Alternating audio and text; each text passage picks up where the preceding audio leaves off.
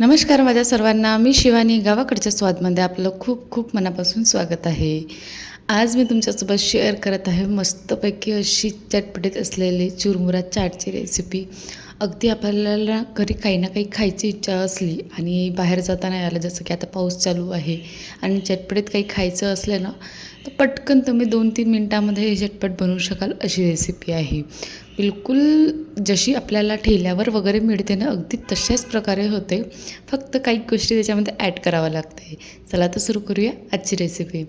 त्यासाठी फक्त तुम्हाला काय करणं पडेल की ब्लँकेटने एक गुपचूपचं पॅकेट ऑर्डर करून घ्यायचं किंवा मग स्वतः आणून घ्यायचं आणि मस्तपैकी ते पॅकेटचे जे गुपचूप आहे ना, ते अशा प्रकारे आपल्याला हाताने तोडून घ्यायचे आहे. असं चुराचुरा करून घ्यायचा आहे, म्हणजे चुरमुरा केल्यासारखे करून घ्यायचं आहे.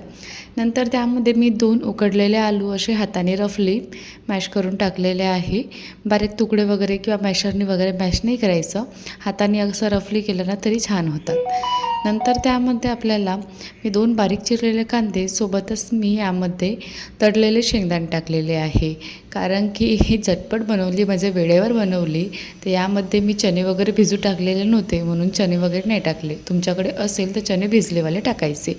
नंतर सोबतच त्यामध्ये मी हिरवी मिरची व हिरवी चटणी व कोथिंबीर आणि इमलीची चटणीसुद्धा टाकलेली होती आणि सोबतच चवीनुसार मीठ टाकायचं. आणि मग मस्तपैकी याच्यामध्ये थोडंसं आणखी स्पायसीनेस आवडत असेल तर अगदी मी थोडंसं रेड चिली पावडर टाकलेलं आहे. सोबतच थोडंसं आमचूर पावडर आणि चाट मसाला टाकायचा, म्हणजे अगदी चटपटीत चाट तुमची तयार होते. आणि थोडंसं लेमन ज्यूससुद्धा टाकायचं आणि नंतर आपल्याला हे सगळं अगोदर मिक्स करून घ्यायचं. हाताने मिक्स करायचं किंवा चमच्याने मिक्स करायचं, पण छानपैकी असं मिक्स होईल बा असं मिक्स करून घ्यायचं. नंतर त्यामध्ये मी थोडंसं आणखी कोथिंबीर व एक शेवचं पॅकेट टाकलेलं आहे सुरुवातीला. नंतर आणखी गार्निश करायसाठी टाकलेलं आहे. तुम्ही तुमच्या आवडीनुसार शेवचे प्रमाणसुद्धा कमी जास्त करू शकता. अशा प्रकारे हे शेवटी शेव यासाठी टाकले मी, कारण की नंतर ते कसं मिक्स करताना लवकरच चांबट होऊन जातात. आता पापडी ते चांबट होऊनच जाते तितकी प्रमाण, म्हणजे राहते क्रंची मग थोडीशी होऊनच जाते. म्हणून त्यासाठी काय करायचं की शेव वगैरे ना थोडेसे शेवटी टाकायचे, म्हणजे तेवढं काही चांबट वाटणार नाही तुम्हाला. बट तेवढं काही झालेलं नव्हतं, पण क्रंचीनेस आवडत असेल ना त्यासाठी सांगत आहे. नंतर मस्तपैकी एका डोण्यामध्ये आपल्याला घ्यायचं आहे.